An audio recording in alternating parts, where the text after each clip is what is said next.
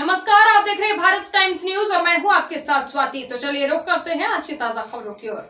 आगर मालवा 2 सितंबर ग्राम मेहंदी निवासी बालू सिंह ने पुत्र प्रधान सिंह के हैंड क्रश इंजरी के उपचार हेतु आर्थिक सहायता प्रदान करवाने हेतु मंगलवार को जन सुनवाई में आवेदन दिया। कलेक्टर श्री राघवेंद्र सिंह के निर्देशानुसार रेड क्रॉस सोसाइटी से तत्काल 15,000 रुपए की स्वीकृति करते हुए अपर कलेक्टर श्री आरपी वर्मा द्वारा जन सुनवाई में राशि का चेक आवेदक को प्रदान किया गया।